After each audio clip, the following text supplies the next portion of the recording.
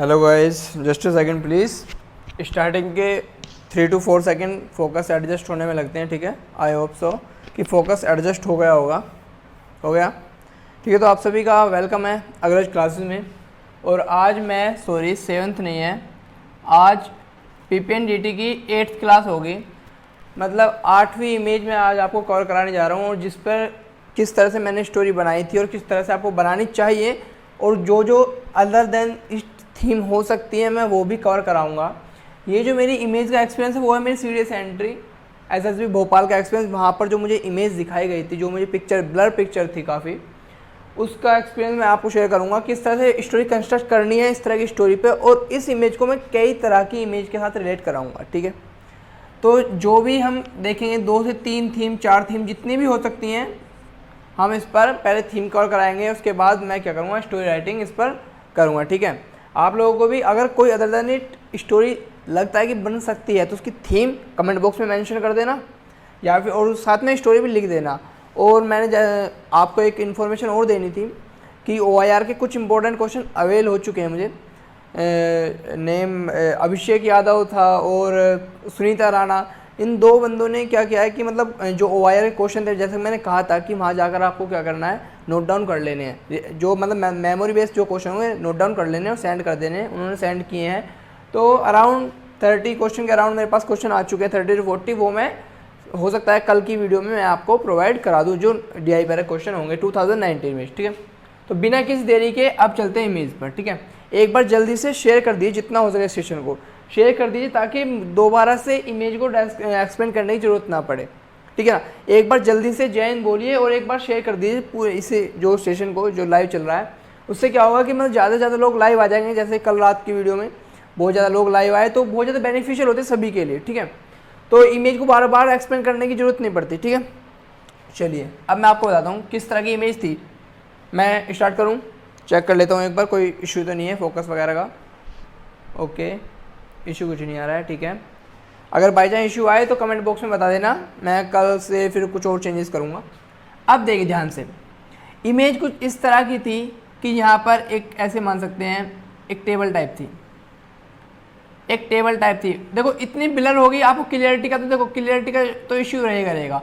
आपको सिर्फ आइडिया लेना है, ठीक है ना। आपको क्या लेना है, सिर्फ और सिर्फ आपको आइडिया लेना है।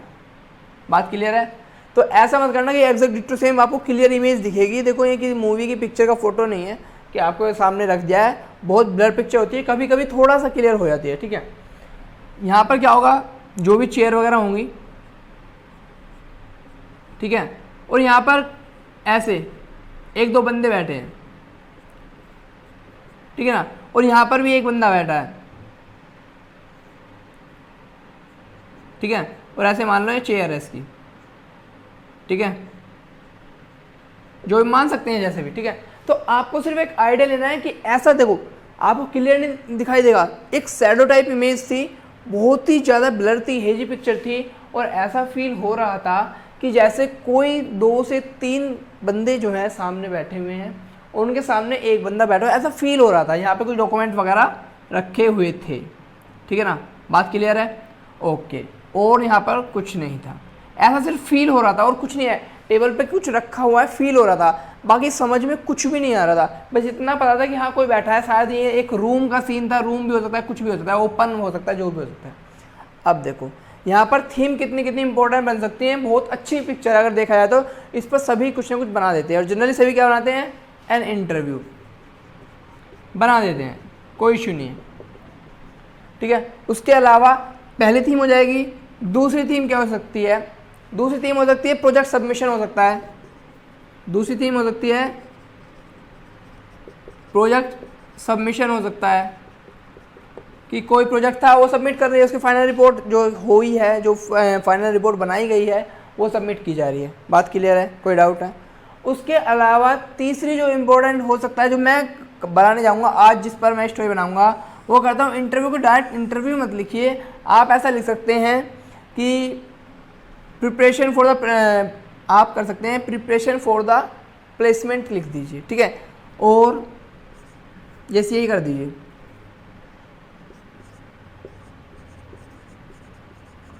Preparation for placement interview. देखो सिंपल इंटरव्यू ना रख के प्लेसमेंट इंटरव्यू रखना। अब जो मिस्टेक आप लोग करते हैं, ग्रेट मिस्टेक, फोर्थ को आप कंसीडर कर लीजिए। बाकी देखो 3 मैंने करा दिए हैं, आप 2 या 3 थीम जो भी आप रख सकते हैं वो आप रखिए, ठीक है। या फिर आप ऐसे कर सकते हैं, फोर्थ इमेज को एन मीटिंग या एन अपॉइंटमेंट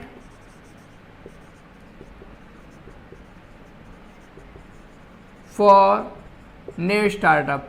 कोई बंदा है वो नया स्टार्टअप करना चाहता है, कोई नया स्टार्टअप करना चाहता है अपने बिजनेस का, तो वो क्या करेगा, किसी बड़ी कंपनी में जाएगा, इन्वेस्टमेंट के लिए कर सकता है या किसी बैंक में लोन के लिए अप्लाई कर सकता है। तो इस तरह कुछ वो स्टार्टअप के लिए है, तो अपनी रिपोर्ट दिखा रहा है कि ये मेरा स्टार्टअप का प्रोजेक्ट है, प्लीज़ मुझे अपनी कंपनी का सपोर्ट प्रोवाइड कीजिए। तो इस तरह से कह सकता है कि उसने अपॉइंटमेंट लिया न्यू स्टार्टअप के लिए, और वो क्या कर रहा है, कुछ मतलब कॉन्ट्रीब्यूशन चाह रहा है, कि शेयर चाह रहा है, कि शेयर कोई मेरे सब पीछे, मतलब ऐसे बोल सकते हैं कि स्पॉन्सर कोई बन जाए। तो स्पॉन्सरशिप के लिए अपॉइंटमेंट लिया है और वो अपनी रिपोर्ट सबमिट कर रहा है, और वो चाह रहा है कि मतलब स्पॉन्सरशिप मिल जाए, ऐसा कुछ चाह रहा है, ठीक है। तो हो सकता है, लेकिन सबसे इंपॉर्टेंट चीज़ क्या है, इंटरव्यू ज़्यादा बेस्ट रहता है, क्योंकि 2 से 3 बंदे सामने हैं, ठीक है ना। और प्रोजेक्ट सबमिशन भी हो सकता है, बाकी preparation for the placement interview हो सकता है। सबसे मेन प्रॉब्लम जो लोग करते हैं, सबसे मेन प्रॉब्लम, इंटरव्यू के नाम से उन्हें सिर्फ एक चीज़ याद आती है, बिगेस्ट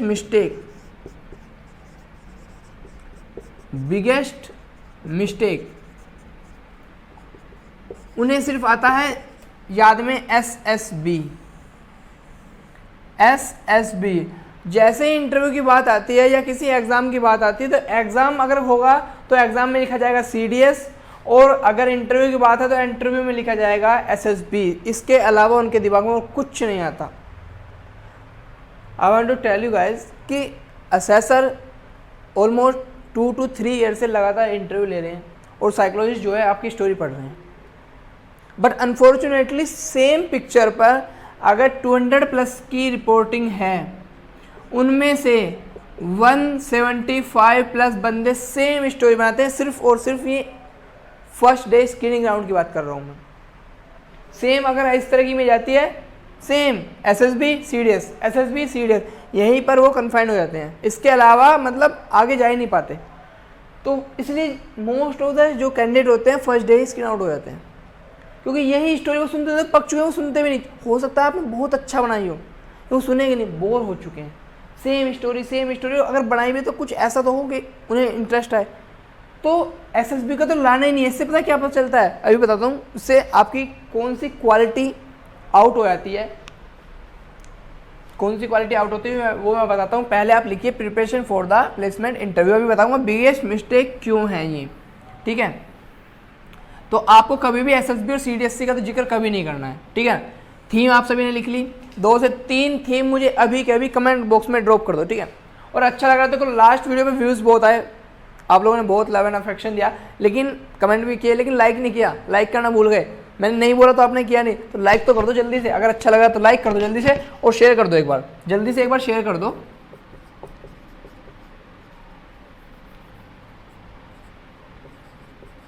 जल्दी से एक बार शेयर कर दो ताकि ज़्यादा से ज़्यादा लोग आ जाए। तब तक मैं थीम लिखता हूँ, preparation for the placement interview, या फिर प्लेसमेंट इंटरव्यू लिख दीजिए, ठीक है। बात क्लियर है? ओके। यहाँ पर कोई डाउट है या नहीं, जल्दी बता दीजिए, यहाँ पर कोई डाउट है? ठीक है, अब चलते हैं एक्शन 3 स्टोरी पर। स्टोरी से पहले क्या करना है, सेम वही कि मैंने क्या किया, यहाँ पर कुछ किया, यहाँ पर क्या 3 कैरेक्टर मैंने पुटअप कर दिए, ठीक है। 3 कैरेक्टर मैंने यहाँ पे पॉइंट से जो है आपके डिनोट कर दिए। उसके बाद मैं यहाँ मेन कैरेक्टर ले लेता हूँ इस बंदे को, क्योंकि हमारा जो बंदा है, हम क्या है, हमने लिया है कोई प्रिपेयर कर रहा है, तो प्रिपेयर हम यही माने ये कर रहा है। अब ऐसा तो है नहीं कि सिंगल इंटरव्यूअर है और 3 बंदे उसके सामने इंटरव्यू दे रहे हैं, तो ऐसा तो पॉसिबल हो नहीं सकता, ठीक है। तो मैं मानता हूँ ये मेरा मेन कैरेक्टर है। एन सर्कल किया, एज मान लेते हैं हम 23, अगर मैं यहाँ लिख रहा हूँ तो 21 इसके अराउंड मान लेते हैं, कोई इशू नहीं, मतलब आस पास मान लो या वही मान लो एग्जैक्ट, ठीक है। ओके, आपका नाम क्या है, सपोज करो नाम कुछ भी हो, आपका नाम XYZ what ever your name, doesn't matter. लेकिन अगर आप मेल हैं तो कैरेक्टर, मेन कैरेक्टर का जो जेंडर हो क्या होगा, मेल होगा। अगर आप फीमेल हैं तो मेन कैरेक्टर का जेंडर क्या होगा, फीमेल होगा, वरना ऐसा लगेगा कि जो स्टोरी है प्री कंसीव्ड है या फिर बस रटी रटाई है कि बस लिख दिया है। स्टोरी का जो बंदे कैरेक्टर से, बंदे के जो अंदर की क्वालिटीज़ हैं उनसे कोई रिलेशन नहीं है, ठीक है ना। तो डिटो सेम वैसा ही लिखना है। और मूड हमेशा क्या होगा, पॉजिटिव होगा। Always remember that mood off the main character is always positive. बात क्लियर है, हमेशा क्या रहेगा, पॉजिटिव रहेगा। क्लियर है, आगे बढ़े। अब चलते हैं स्टोरी शुरुआत करते हैं, ठीक है। शुरू करते हैं, मैं सेम क्या बोलेंगे, on getting the information of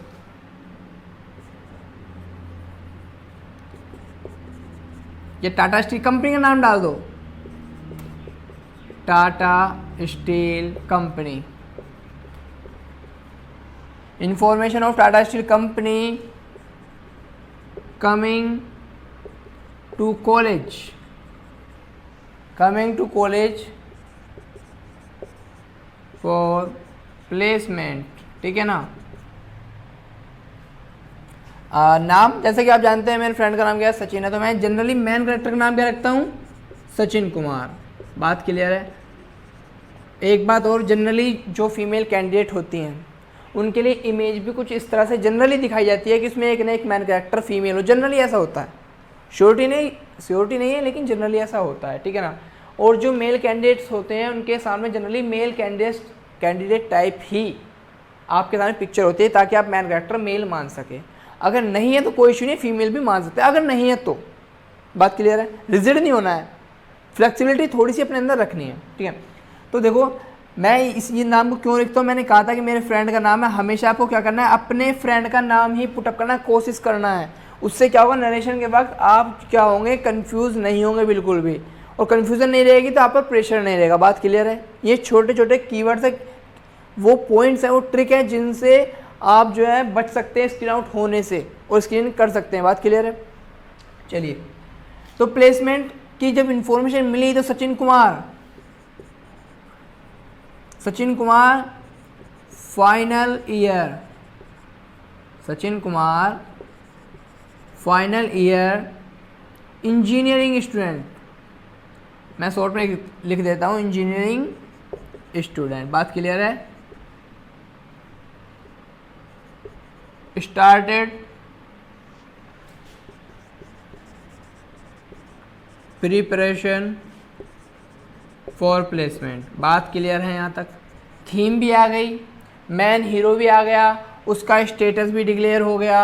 अब सिंपल क्या करना है, स्टोरी स्टार्ट करनी है। बात क्लियर है। अच्छा, एक बात और है जल्दी, जो देखो हो सकता है मैं सुबह में जो है आपका OIR की वीडियो लेकर आऊँ, उसके बाद जो वीडियो लाऊंगा 9th इमेज जो होगी वो बाद में कवर कराऊंगा। पहले एक वीडियो लाऊंगा कि how to decide the theme. आप लोग बहुत ज़्यादा मिस्टेक कर रहे हैं, बहुत ज़्यादा गलती कर रहे हैं, थीम ही डिसाइड नहीं हो पा रही। थीम इतनी गंदी आ रही है, गंदी ये नहीं कि गालियाँ आ रही हैं, मतलब थीम का गंदी का मतलब है कि मतलब उससे OLQ शो ही नहीं आ रही।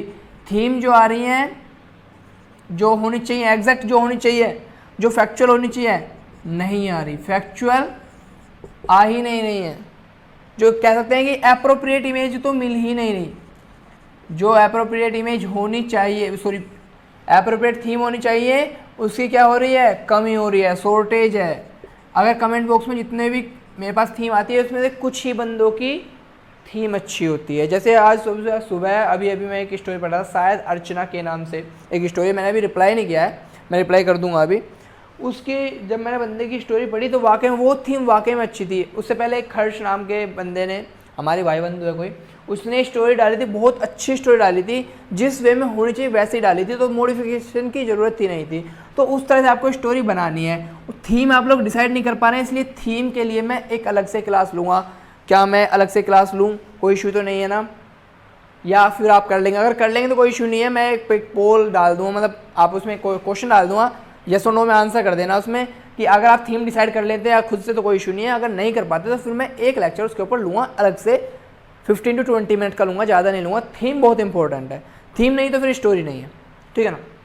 अब चलते हैं, प्लेसमेंट हो गया। बिगेस्ट मिस्टेक क्यों है वो मैं लास्ट में बताऊंगा, जो सीरियस और एसएसबी आप लेते हैं, बिगेस्ट मिस्टेक मैं लास्ट में बताऊंगा। आप देखो करना क्या, सिंपल बात, ही इंपॉर्टेंट चीज़ देखो। अब आप प्लेसमेंट के लिए क्या कर रहे हैं, प्रिपरेशन।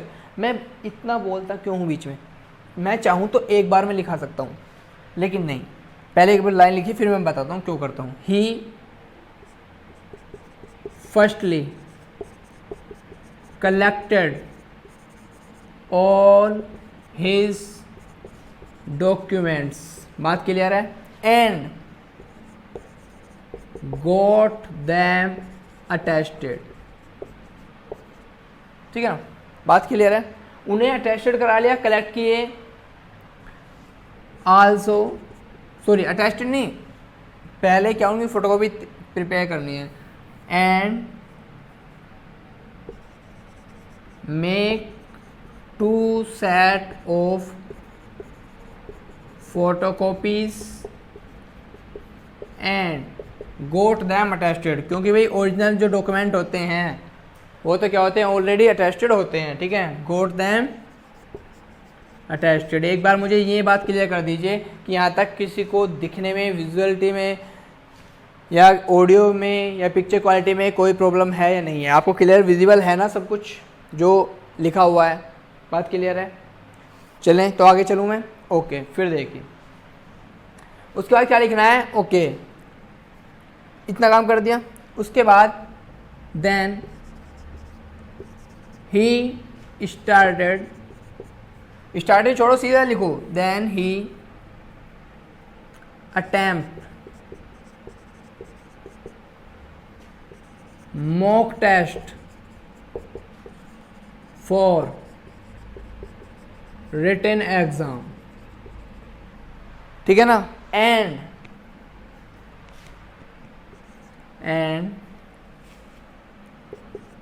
प्रैक्टिस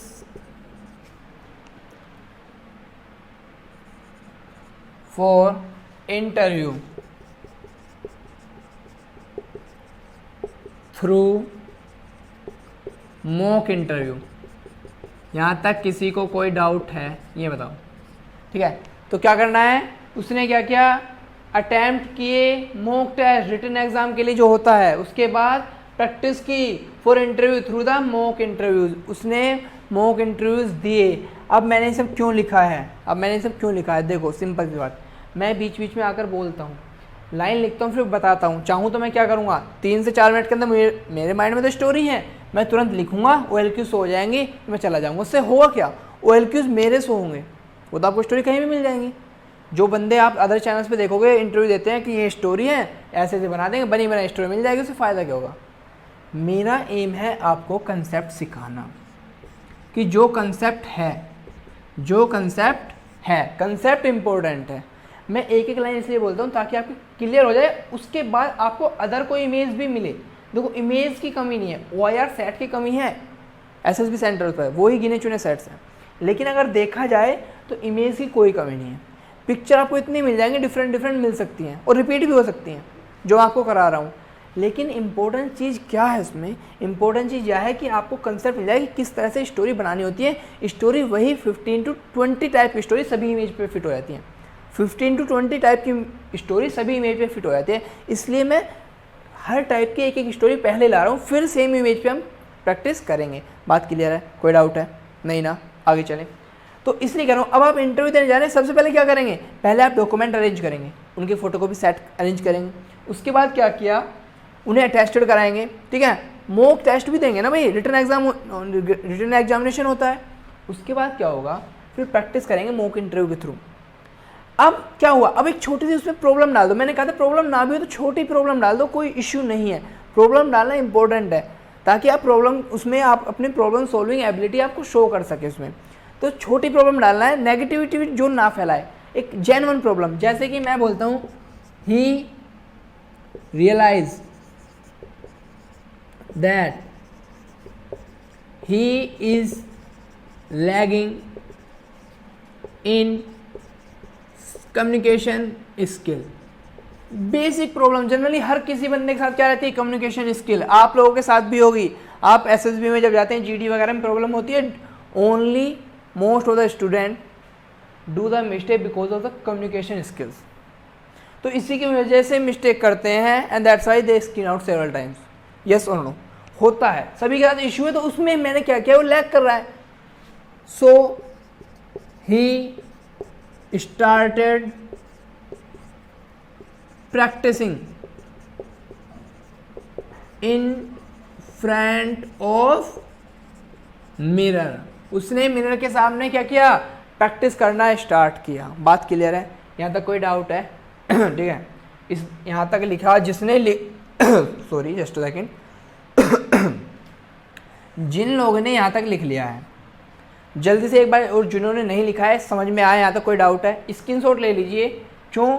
ताकि मैं फिर इसे रब कर सकूं और आगे लिखा सकूं, क्योंकि हो सकता है नीचे आपको शो ना हो रहा हो। ठीक है ना, जल्दी एक बार स्क्रीनशॉट ले लीजिए। बात क्लियर है? चलिए अब मैं जरा से रब कर देता हूँ, और आपको क्यों एसएसबी वगैरह की स्टोरी नहीं बनानी है वो मैं आपको सब बताऊँ पूरी डिटेल में। ठीक है ना, चलिए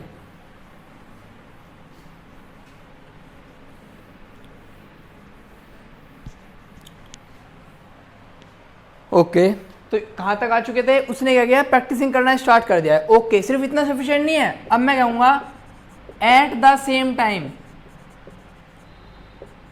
time he revise all basics of his core subject.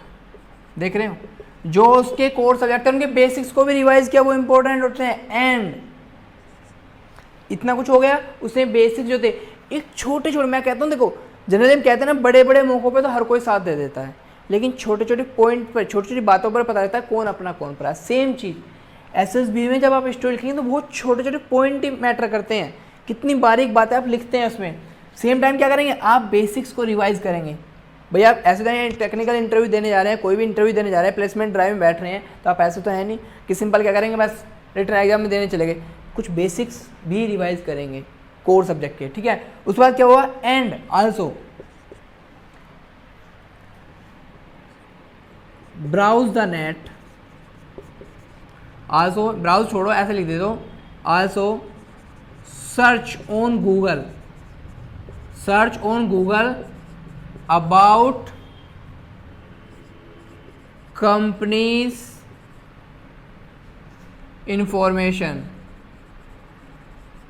क्योंकि सिंपल सी बात है, जब आपका इंटरव्यू होगा उसमें आप पूछेंगे आप इस कंपनी के बारे में क्या जानते हैं वगैरह वगैरह वगैरह, तो it is more important to know about the company coming for the placement, है कि नहीं, राइट और नोट। तो मोस्ट इंपॉर्टेंट चीज़ क्या है, कंपनी की इंफॉर्मेशन ली, कोर सब्जेक्ट के बेसिक्स उसने क्लियर किए। ठीक है ना, किया। Also he interact with his seniors. उसने क्या किया, अपने सीनियर्स के साथ क्या किया, इंटरेक्ट किया। एंड इतना कर लिया, एंड गोट देयर सजेशंस, उनके सजेशन लिए, एंड वर्क ऑन दीज या वर्क ऑन दैम लिख लो, उन पर उसने वर्क किया। उसने क्या किया, अपने सीनियर से कॉन्टैक्ट किया। इससे क्या हुआ, सोशल अडेप्टेबिलिटी, कि उसने क्या किया, उनके सजेशन लिए, उन पर वर्क भी किया। ठीक है ना, उसने इंटरेक्ट किया। इससे क्या पता चला कि फिजिकल वर्क एक्शन भी ले रहा है। देखो अभी तक उसने क्या किया था, जब उसने डिसाइड कर लिया वो मेंटल वर्क था, जब उसने प्रिपरेशन करना स्टार्ट किया वो क्या था, फिजिकल मेंटल बहुत होता, मतलब फिजिकल और मेंटल वर्क था, दोनों थे। लेकिन उसके बाद क्या हुआ, उसने पर्सनली इंटरेक्ट भी किया। तो इंटरेक्शन भी डालना, जहाँ हो सके इंटरेक्शन भी इन्वॉल्व कराओ। तो ये कुछ चुनिंदा, कुछ सिलेक्टिव एक्शंस होते हैं जो आपको पुटअप करने होते हैं, जैसे कि कुछ थोड़ा सा मेंटल वर्क दिया, ठीक है, थोड़ा सा सेल्फ वर्क कराया। अगर आप देखोगे मैंने सभी एक एक एक्शन में से खुद को इन्वॉल्व कराया है। जनरली आप लोग क्या करते हैं, आप लोग से स्टोरी लिखते हैं, अच्छी बात है, आप एक्शन भी पुटअप करते हैं, लेकिन इम्पोर्टेंट चीज़ जो आपके में रह जाती है वो ये है कि आप उन एक्शन में मेन कैरेक्टर को इन्वॉल्व नहीं करा पाते। तो involvement of the main character is much more important. तो in every action you should have to involve the main character, आपको उसमें इन्वॉल्व कराना है। आपको समझ आ रहा है व्हाट आई वांट टू से। क्लियर है, आगे बढ़ूँ, ठीक है। तो उसने क्या किया, इंटरेक्ट किया, got their suggestion, work on them before, okay, ठीक है। तो बिफोर द इंटरव्यू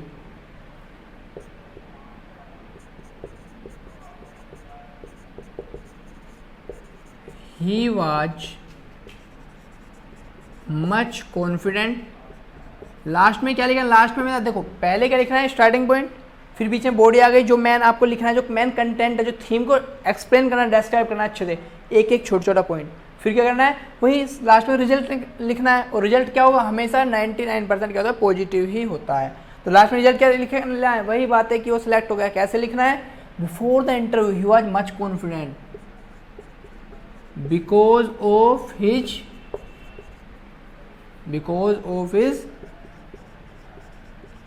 प्रिपरेशन, ठीक है ना। वो बिकॉज थोड़ा व्हाट्सएप लैंग्वेज वाला लिख दिया है मैंने, एडजस्ट कर लेना, ठीक है। तो क्या लिखना है, because of his preparation he attempt बोल सकते हैं, और क्या बोल सकते हैं, ही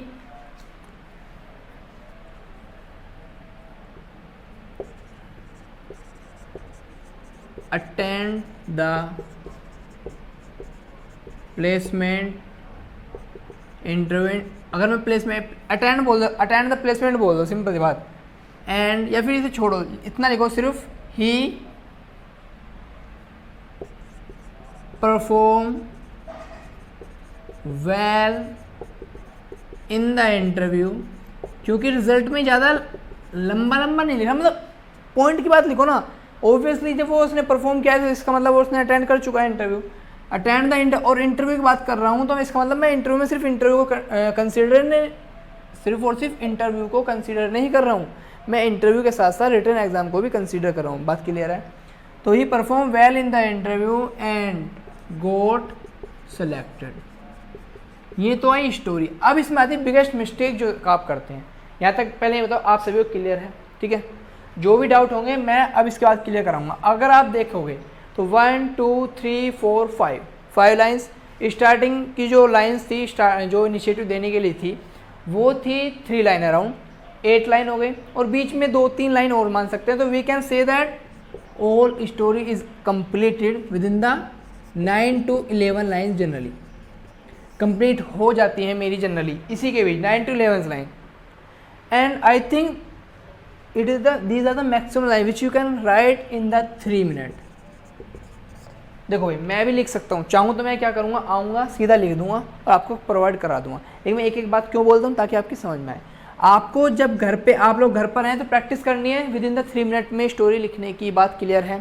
3 मिनट के अंदर ही आपको स्टोरी लिखनी है। मैं भी 3 मिनट के अंदर ही प्रैक्टिस करता हूँ, because when you will be in the interview, तो वहाँ पे क्या होगा, interview means when you will be in the SSB board, तो जब बोर्ड में आप होंगे तो वहाँ पर एक लिटिल बिट प्रेशर आपके ऊपर वर्क कर रहा होगा, जिसकी वजह से आपकी परफॉर्मेंस थोड़ी सी लैग करती है। एक ह्यूमन फैक्टर है, इसमें कोई ऐसी बात नहीं है कि हमारे साथ ही ऐसा क्यों हो रहा है, सभी के साथ होता है, मेरे साथ भी सभी के साथ होता है।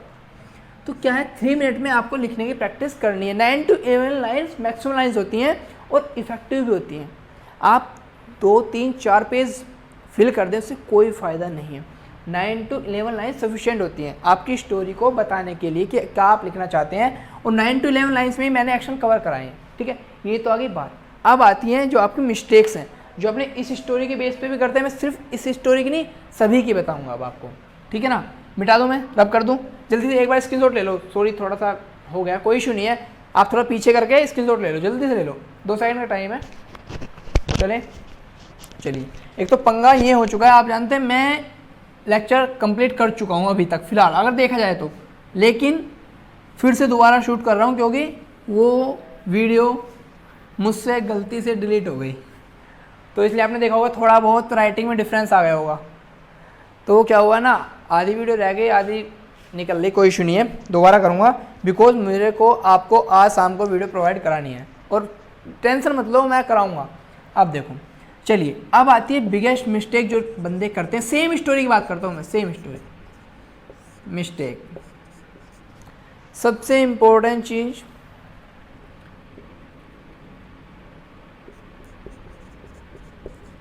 Involvement of hero unavailable.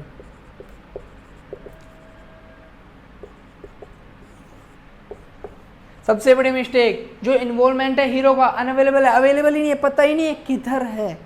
मैंने कहा था मोस्ट इंपॉर्टेंट थिंग क्या है कि आपको क्या है, कैसे भी करके एक्शन में जो आपका हीरो होगा, मेन कैरेक्टर होगा, उसका इन्वॉल्वमेंट दिखाना है। अगर नहीं दिखा पाते उसकी टीम का इन्वॉल्वमेंट दिखाओ, which will work on the order और on the in the direction of the main character. बात क्लियर है कि उसके डायरेक्शन के अंडर में ही वो वर्क करे, ठीक है। दूसरा सबसे बड़ी इंपॉर्टेंट चीज़ SSB। ये आप देने तो जा रहे हैं, लेकिन जिस बंदे को देखो अगर इस तरह की इमेज मिलती है तो सीधा एक ही बात, इंटरव्यू मीन्स SSB, सिर्फ और सिर्फ SSB। देखो, और तीसरी बात आती है रिटन एग्जामिनेशन है तो आप डालते हैं CDS एंट्री, मतलब NDA का बंदा भी CDS एंट्री डाल रहा है, चलो कोई इशू नहीं है। लेकिन मैं फिर कहता हूँ देखो, आप SSB और जब CDS डालते हैं, क्यों? You know there are many more exams other than the CDS entry, FCAT entry, you know ना, बहुत सारे एग्ज़ाम हैं। So why you write only these two things, CDS entry, FCAT entry, SSB only? Because अगर मैं आपको बताऊं, आप ये दो लिख रहे हैं कोई इशू नहीं है। आप जानते हैं 300 प्लस भी रिपोर्टिंग होती है, इलाहाबाद में तो बहुत बहुत हो जाती है, 300 प्लस में रिपोर्टिंग हो रही है, ठीक है ना। असेसर आपके सामने है और वो पिछले 2 to 3 ईयर से लगातार ऑब्जर्व कर रहे हैं कि क्या क्या किस टाइप की स्टोरी आ रही है, असेस कर रहे हैं वो। तो 300 प्लस में अगर मैं बताऊं सेम स्टोरी ऑलमोस्ट, ये एक बंदे की गलती नहीं है, ये एक बंदा ये सेम मिस्टेक नहीं करता, 200 प्लस आउट ऑफ 300 जो कैंडिडेट होते हैं same SSB CDS, and that's the biggest reason that why they got skin out. इसीलिए होते हैं, बात क्लियर है, क्यों होते हैं? इसीलिए होते हैं क्योंकि अब वो लोग पक चुके हैं तो सेम स्टोरी से। और दूसरी इंपॉर्टेंट चीज़ क्या है, इससे आपकी क्रिएटिविटी, जो आपकी क्रिएटिविटी है, इसमें आप क्रिएटिविटी दिखा दीजिए कहाँ पर है। ये तो आउट हो गई ना आपकी, क्यों? क्योंकि उससे आइडिया मिलेगा कि ये बंदा कुछ सोचने नहीं जा रहा है, ये SSB देने आया था, इसके माइंड में ये ख्याल आया, सीधा लगा दिया। Suppose that I am giving you an example that there is a picture of a train, right, like train like कोई पिक्चर है, तो आप क्या करेंगे? SSB एस्पिरेंट्स हैं, एग्ज़ाम क्लियर कर चुके हैं, वो ट्रेन में बैठा, ट्रेन से जर्नी की बस ट्रेन का इन्वॉल्वमेंट करा दिया, बात खत्म। उसके बाद वो पहुंचा, SSB दिया, SSB भी इन्वॉल्व करा दिया है। उसके बाद फिर क्या हुआ, रिकमेंड हो गया और फिर वो अपना उसने ज्वाइन कर लिया IMA FA जो भी उसने OTA वगैरह ज्वाइन किया। ज्वाइन करने के बाद क्या किया उसने, ज्वाइन करने के बाद अब वो लेफ्टिनेंट कर्नल बनता जनरल बन चुका है। हो सकता है स्वर्ग की प्राप्ति भी करा दें। मतलब इतना, एक होता है ना हिंदी में अलंकार जैसे बोलते हैं, अतिशयोक्ति अलंकार, बढ़ा चढ़ा कर बताना, ठीक है ना, वही कि श्याम के काली कमलिया पे पसीने की बूंद मोती की तरह चमक रही, तो मतलब कुछ भी बढ़ा चढ़ा कर, तो वो सब नहीं करना है, ठीक है ना। तो सिर्फ इन्वॉल्वमेंट जरूरी नहीं है कि ट्रेन है तो बस सीधा वही स्टोरी पर लगा दो, तो गलत है, ऐसा नहीं करना है। तो मतलब एक जेन्युइन टाइप की स्टोरी बनानी है। आपको क्या लग रहा है, तो उन्हें ये दिखाना है क्रिएटिविटी है, हमारे माइंड में कुछ है, माना कि फर्स्ट इंप्रेशन लिखना है, क्रिएटिविटी। सीडीएस एंट्री के अलावा आप there are so many exams like you can write other than defence exam like CPO का एग्ज़ाम हो सकता है, ग्रेजुएशन लेवल है, अच्छा एग्ज़ाम है, ठीक है ना। और उसके अलावा क्या हो सकता है, जेई जूनियर इंजीनियर का बहुत अच्छा एग्ज़ाम है, आप ये कर सकते हैं। उसके अलावा एक एग्ज़ाम की और गलती करते हैं लोग, आईएएस एग्जामिनेशन। देखो सबसे बड़ी मिस्टेक क्यों आईएएस एग्जामिनेशन, आप सीडीएस एंट्री लिखते हो, मतलब आप जिस एग्ज़ाम के लिए जा रहे हो उसी को आप लिख रहे हैं, क्रिएटिविटी है नहीं। आप आईएएस एग्जामिनेशन काफ़ी हाई लेवल एग्ज़ाम होता है, आप इतने नॉर्मल 9 to 11 लाइन में एफर्ट डालकर उसे क्लियर करा रहे हैं, थोड़ा सा पंगे वाला है, ठीक है ना।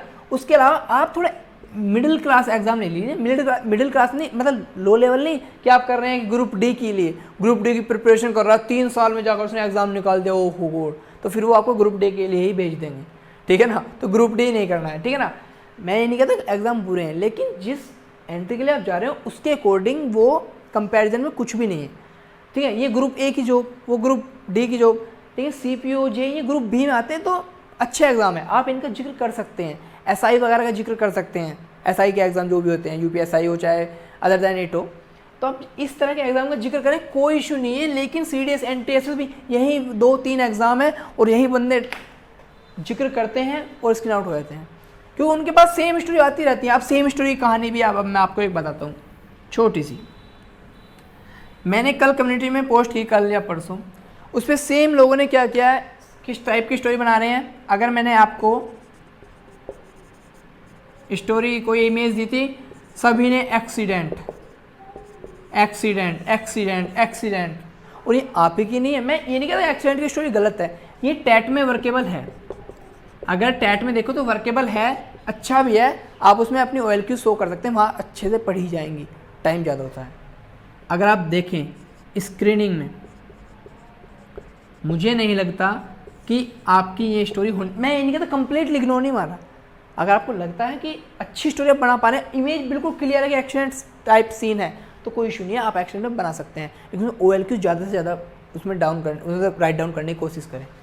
उसके अलावा, लेकिन आप इसके अलावा भी आप थीम डाल सकते हैं। आप डाल सकते हैं कि भाई आप डाल सकते हैं सोलर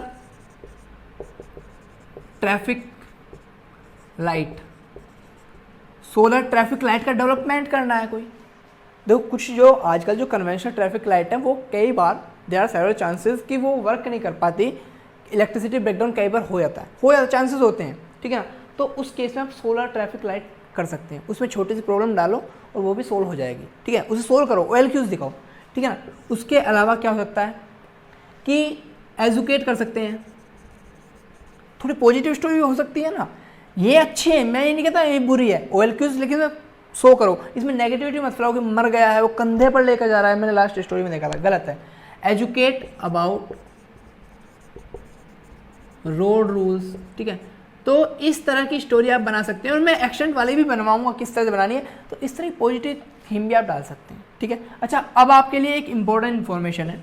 इंपॉर्टेंट इन्फॉर्मेशन ये, जैसे कि आप लोग जानते हैं टाइम चेंज हो चुका है, अब नाइट में आपको एग्जैक्टली 9 PM पर आपको क्लासेस मिला करेंगी। और ये मेरा अपना डिसीजन नहीं है, ये आप लोगों का डिसीजन है। मैंने जब आपसे पोल कराया था उसमें ये मान सकते हैं 85 और 89% जो वोट आए थे वो 9 PM के फेवर में आए थे। और मैंने देखा भी था, मॉर्निंग का वक्त होता है, आजकल देखो बहुत से लोग क्या हैं कि फार्मर फैमिली से बिलोंग करते हैं, तो क्या तो सुबह सुबह कई बार हो जाता है कि फैमिली के लिए या अपने पेरेंट्स की हेल्प के लिए जाना पड़ जाता है खेतों वगैरह में। और अदर भी इशू है कि कुछ लोग नहीं उठ पाते ना, कुछ लोगों की टाइमिंग अलग होती है, तो लॉकडाउन टाइम में सभी लोग मज़े लेते हैं सोने के, तो सुबह के वक्त सभी लोग लाइव नहीं आ पाते, उनके साथ भी प्रॉब्लम होती है, लेक्चर लेने में भी प्रॉब्लम होती है कि उठे और बस खाया नहीं पिया नहीं लेक्चर लेने लग गए। तो इसलिए नाइट में शिफ्ट कर दी गई है, नाइट में 9 PM पर क्लास होगी। और इम्पोर्टेंट चीज़ ये है कि OIR के बहुत से क्वेश्चन मेरे पास अवेलेबल हो चुके हैं, ठीक है ना। तो OIR क्लास में आज या कल में लाने वाला हूँ, ठीक है ना। OIR जिस दिन जब आपको PPTT नहीं मिलेगा तो OIR मिलेगा, क्लासें आपको रेगुलर मिलेंगी। देखो मॉर्निंग में जब नहीं मिलती है तो नाइट में आपको मिलती है। मैंने अभी भी एक भी दिन ऐसा नहीं छोड़ा है कि जिस दिन मैंने कहा कि क्लासेस मिले ही नहीं। किस लिए? क्योंकि SSB जिन भी लोग आ रहे हैं, अभी कमेंट है कि 7 जून को भी SSB है, और 7 जून के बाद फिर आपका किसी ने बताया 13 जून को भी, चलो वो चल जाएगा। बस ऊपर वाले से यही प्रे करता हूँ कि 4 जून को किसी का SSB ना हो, आई थिंक, क्योंकि मुझे ना थोड़ा सा रेस्ट चाहिए, बस ज़्यादा कुछ नहीं चाहिए, थोड़ा सा रेस्ट मिल जाए ना मैं थोड़ा फ्रेश हो जाऊँगा, और कुछ नहीं है बस। तो ये है कि मुझे थोड़ा रेस्ट मिल जाएगा, एक दिन फ्री रहेगा वीडियो नहीं बनाने का, कोई इशू नहीं है। ऐसे जिनका 5th को 6th को है ना, उनके लिए मैं लेक्चर लेकर जरूर आऊँगा, जितने क्वेश्चन हो पाएंगे मैं कराऊंगा, ठीक है। तो OIR के क्वेश्चन अवेलेबल हो चुके हैं, OIR में लेकर आऊँगा जल्दी आपके लिए, आज या कल में। OIR के जो नए क्वेश्चन आए हैं, जो बंदों ने भेजे हैं, वो मैं सेंड करूँगा। और इम्पोर्टेंट चीज़ ये है, आपसे रिक्वेस्ट है कि जो लोग SSB देने जा रहे हैं वो OIR के क्वेश्चन कुछ ना कुछ याद जरूर रख लें और मुझे ज़रूर सेंड करें। मेरी इंस्टाग्राम ID आपको डिस्क्रिप्शन में दे दी गई है, वहाँ से आप सेंड कर दें। तो उससे क्या होगा कि आप ही लोगों को अवेलेबल कराने हैं, मुझे उनके बनना अपने पास नहीं रखने ना, उनको कि ऐसा तो है नहीं कि चलो आज टेस्ट बदलते हैं, मम्मा आज ना OIR के क्वेश्चन के साथ रोटी खाऊंगा मैं, ऐसा तो नहीं है ना। तो रोटी नहीं खानी है मुझे, तो मैं ये चाहता हूँ कि जितने ज़्यादा मेरे पास क्वेश्चन आ जाएंगे, ऐसा भी हो सकता है कि ज़्यादा से ज़्यादा करते करते ना पूरे OIR सेट आपके सामने हो जाए, और फिर SSB बोर्ड वालों को OIR सेट चेंज करने पड़ जाए। लेकिन तब तक वो चेंज करेंगे, तब तक तो न जाने कितने लोग रिकमेंड हो चुके होंगे। अच्छा, आपके लिए गुड न्यूज़ है, जल्दी मैं आपके लिए एक इंटरव्यू भी आपके सामने लाऊंगा। बहुत सारे बंदों का फीडबैक आ रहा है, 3 कैंडिडेट रिकमेंड हो चुके हैं अगर क्लासेस से पढ़कर, मैं जितना भी स्क्रीन राउंड और टैट से उन्हें हेल्प मिली, और न जाने कितने बंदों के मैसेज आए हैं कि वो स्क्रीन हुए हैं, और कितने बंदों के आए हैं कि स्क्रीन नहीं भी, वो पीपीडीटी क्लास नहीं देख पाए या फिर पीपीडीटी में वर्क नहीं कर पाए, लेकिन OIR में बेस्ट दिया इन्होंने, ठीक है ना। तो जो भी उनका रेस्पॉन्स है, फीडबैक है, मैं जल्दी आपके साथ शेयर करूँगा, ठीक है। तो बस आज के लिए फिलहाल इतना ही, बाकी कल ठीक 9 बजे फिर से सेम क्लास में मिलेंगे। तब तक के लिए जय हिंद, बाय बाय।